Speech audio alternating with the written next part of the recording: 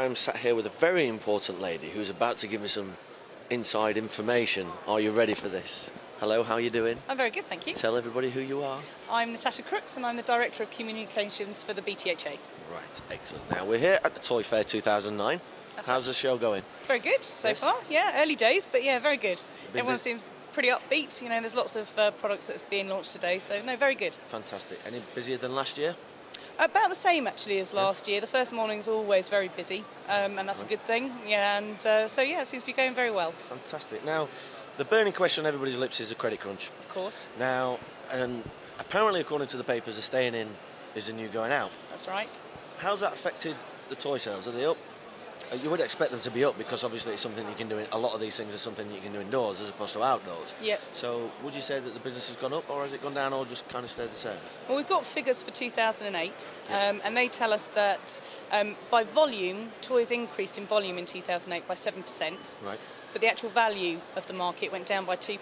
So more toys were sold, and in December they were up by 12% on the previous December. So there was a really big push at the end of last year, and obviously that means that consumers are being just, you know, making sure that they get value for money. So they're getting more toys for less money. Would you say that was kind of surprising, because the media sort of depicted the credit crunch happening just before Christmas of last year, so you would have expected things to have been down rather than up. Yep. So if the press are there telling everybody about the credit crunch, and that we're entering it into Christmas time, you would expect everybody to stop spending. However, you're saying that it kind of built up.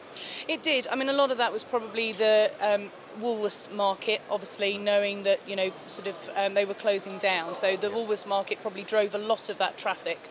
They normally account for about 50, or they did account for about 15% of the market. Right, that's quite a big percentage. It's a fairly big percentage. I mean, about half of that will probably be picked up by other retailers, and obviously the other half, the other 7.5%, you know, will be possibly, you know, lost to the toy market, and we won't know what that means until obviously we get the figures for this year. Right. But having said that, you know, a lot of people, I think, in December, the credit crunch was happening. People were being careful with their cash.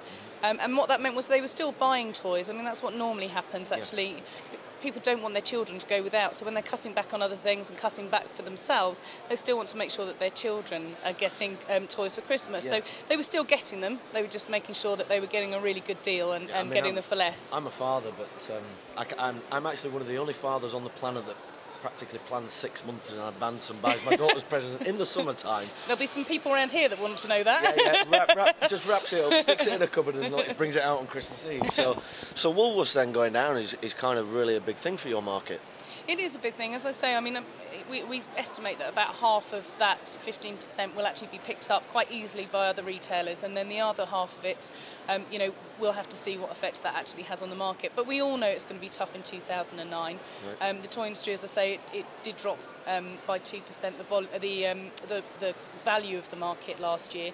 But compared to other retail at 3.3, you know, we're just sort of slightly better off than maybe the average retail market at the moment, and we just really need to see what effect that's going to have in 2009. Well, quite fortunately, in the toy market, it's 99.9% aimed at children, and they're always going to be there no matter what you do. Absolutely. So quite fortunately, it's a market that is never going to disappear. It may slightly go up and down, but it's obviously never going to disappear. That obviously 0.01% is people like myself, who are near in their 40s but still act like children.